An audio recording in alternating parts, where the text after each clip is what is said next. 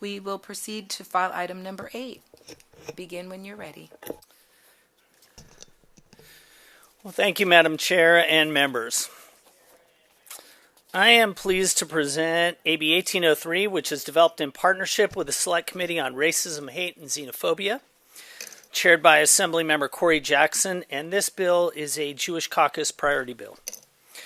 The reason why this is a Jewish Caucus priority is simple. Our community is under threat. California now ranks second in the nation for anti-Semitic incidents.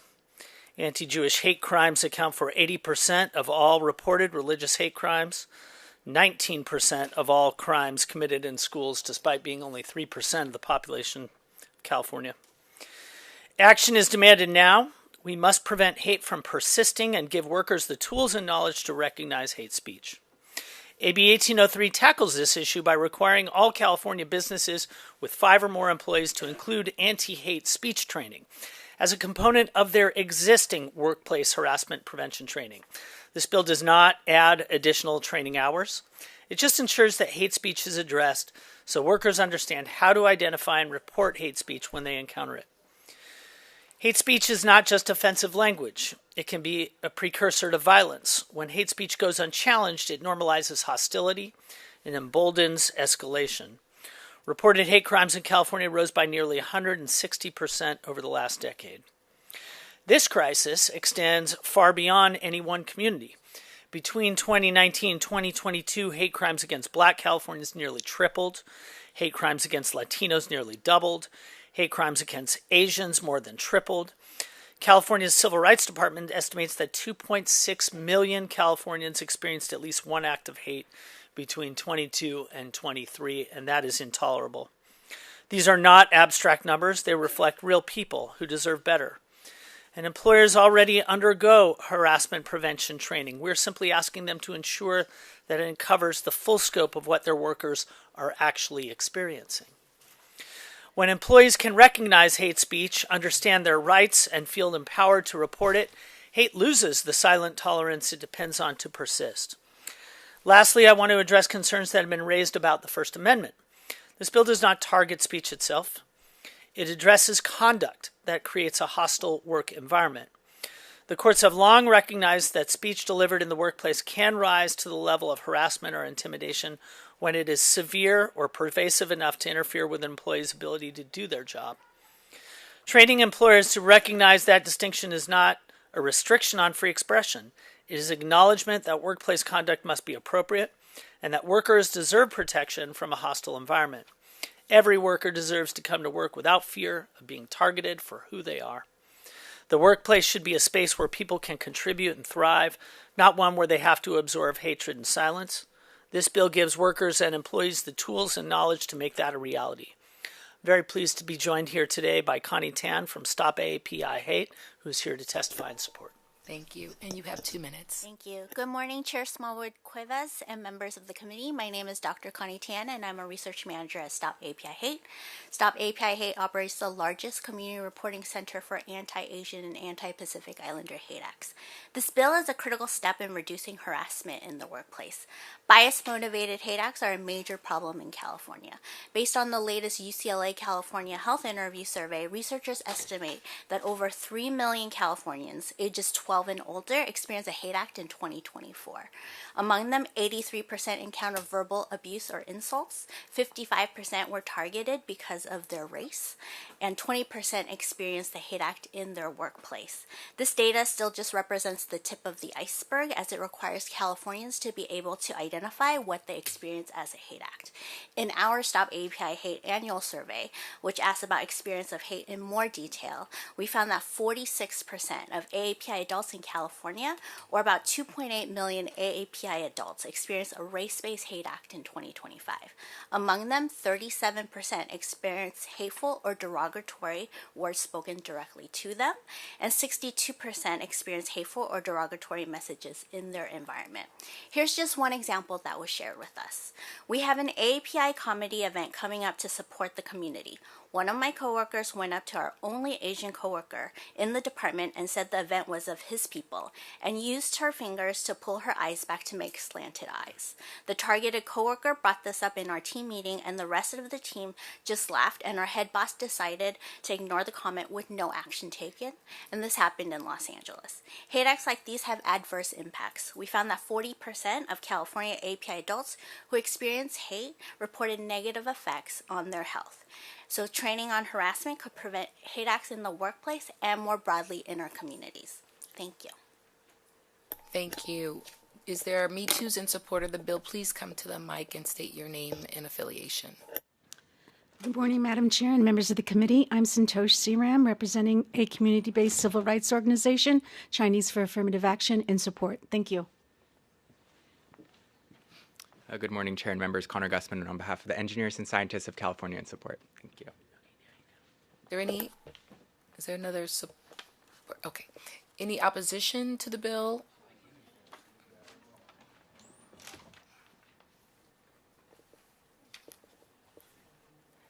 Please have a seat. You have 2 minutes.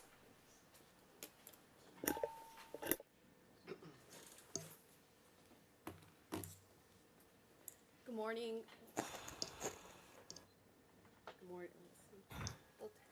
I'm sorry, we don't allow filming inside of this. This is the filming is done for the public. Apologies. We don't allow individual filming. You have 2 minutes. All right. Good morning, Chair and members. My name is Sophia Lorey with California Family Council in opposition to AB 1803, which adds an anti-hate speech training to California's already mandated workplace harassment training. The bill requires employers to train their supervisors and employees to confront speech that vilifies, humiliates, or incites hatred based on protected characteristics. What is speech that is considered humiliating, or speech that vilifies or incites hatred? There is no settled legal meaning to these words. And not only do employers have to give the training to employees, but they need to get training on how to report on each other, aka to police each other's speech for signs of hate. This is sounding more like communism every day. The state will now encourage people to report on each other when they say something the government considers humiliating. But do those rules apply to legislative officials themselves who regularly use humiliation to attack those they disagree with? If you can believe this, we had a legislator come to one of our Save Girls sports press conferences and humiliated the girls by flipping off the press conference. You can imagine how the girls felt. So I ask, who decides? The newest co-author, Assemblymember Rick Chavez-Zabur, sat in the Capitol last year and heard from me and others testified to protect girls' sports. His answer was to compare what he heard from us to Nazi Germany and the Holocaust. If that is how he hears a common sense concern, ask yourself, how would he define hate in a mandatory state training? Under this bill, would common sense beliefs and religious beliefs be labeled hate? Because that is the direction this is going. And the Supreme Court has spoken clearly. There is no hate speech exception to the First Amendment. The government cannot push speech for being offensive, and it cannot compel you to endorse its preferred message. This bill does both. 2 minutes is up. Please close. Thank you. Okay. California should not be in the business of labeling disagreement as hate. We respectfully urge a no vote on AB 1803. Thank you. Good morning. My name is Kara Dansky.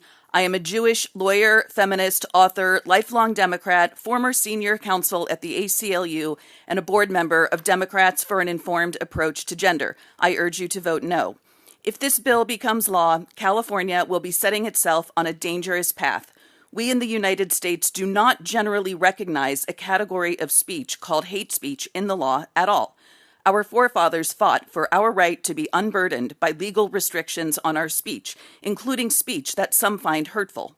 California law already does what this bill claims to do.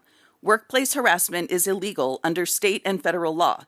Employers are already required to train workers on harassment and abusive conduct, standards that have settled legal meaning.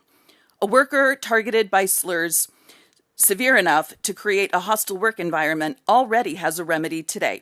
AB 1803 adds no protection workers do not already have. I understand this bill does not purport to criminalize so-called hate speech because doing so would be unconstitutional. But even recognizing so-called hate speech in a statute sets a terrible precedent. I'm a feminist. I do not want any man calling me or any woman a misogynist slur. But there's a difference between workplace conduct that rises to the level of harassment and speech someone finds offensive. No worker needs the state deciding which views are acceptable and writing that into mandatory training. Once hate speech is recognized in law, government decides what counts as hate, and that definition shifts with whoever holds power. These laws are easily turned against dissenting voices, including women who speak plainly about sex. AB 1803 sets a dangerous, authoritarian, and un-American precedent. Please vote no. Thank you. Next, any Me Too's in opposition? State your name and affiliation.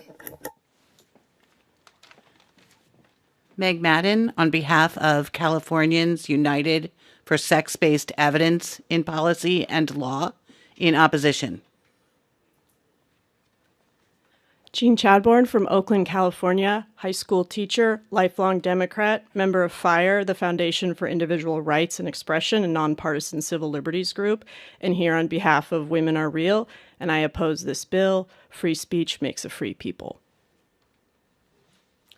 Beverly Talbot from San Francisco, registered Democrat, speaking as a member of Lesbian, Gay, and Bisexual Courage Coalition, Democrats for an Informed Approach to Gender, and as a supporter of the Foundation for Individual Rights and Expression, FIRE. I strongly oppose this threat to free expression and the First Amendment, which will surely be found unconstitutional.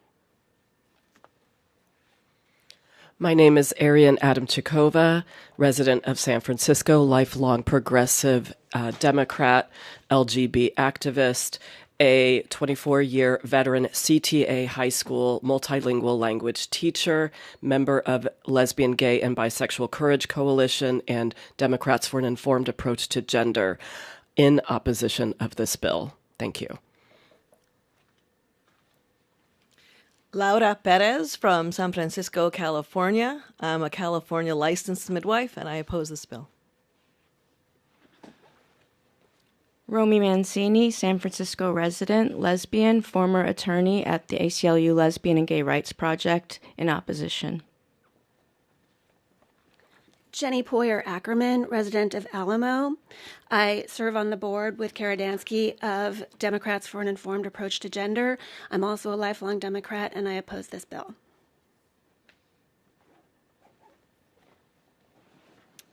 Hi, Lisa Disbrow.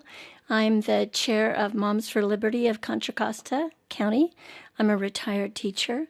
I've been called a bigot, a racist, all the four-letter words, my entire career. Free speech is important to preserve and protect. Okay, we'll move to the dais. Senator Laird. Thank you very much. I appreciate the author bringing the bill. And as somebody that ran an AIDS service agency at the height of the epidemic, I don't see anything in this bill that prohibits discussion of sex or sexual transmission of disease or other things that are articles of our policy and we should do. And we had a situation in my hometown where I was once mayor, where the Jewish mayor was presiding over a meeting and had people stand up and do the Nazi salute in Sieg Heil to him. And while there was a debate that was appropriate about free speech, this is about training people in a way that they understand that they should not put themselves in those situations rather than actually regulate the free speech. This is going on to the Judiciary Committee, and I know that is where there will be maybe a more refined discussion of free speech, but I think this is appropriate, and at the appropriate time I would move the bill. Thank you. We have a motion from Senator Laird. I want to thank the author for bringing this bill. Whenever we can stand up against hate and hate speech, it's so important. We know education is power. That's the way that we can ensure that people's rights are protected and respected. And I'm happy and want to be a co-author on this bill. And we have a motion from Senator Laird. Please close. Yeah, I just want to say thank you for the thoughtful comments. I appreciate them so much. I thank for all the people that came to testify in this bill, including the opposition. Hate is already voluntarily included in a vast amount of the trainings that are sexual harassment trainings that take place right now. I believe including the modules that we do here. in the Capitol includes those components too. So on a voluntary basis, it's already happening, and we're not hearing about any of the concerns that are happening that the opposition is speaking about in those that are going through those modules. And I just want to say one last thing before I respectfully ask for your aye vote. When I ran for assembly in a losing campaign in Mr. Strickland's area, actually in 2018, there was mail that was sent out that enlarged my nose, that showed me clutching money and saying that I was, making money at the expense of the sickness of residents in the district, which is playing on the most horrific Jewish tropes that are out there. This is pervasive throughout the state of California, including in politics itself. And I think it's a wonderful idea for us to be reminded, as the senator pointed out, in a training capacity, what is appropriate in workplace and what is not. Respectfully ask for your aye vote. We have a motion from Senator Laird. Please call the roll. The motion is due pass to the Senate Committee on Judiciary. Senator Smallwood-Cuevas. Aye. Smallwood-Cuevas, aye. Senator Strickland. Senator Cortese. Senator Durazo. Senator Laird. Aye. Laird, aye. We have a vote of 2-0. The bill's on call. Thank you.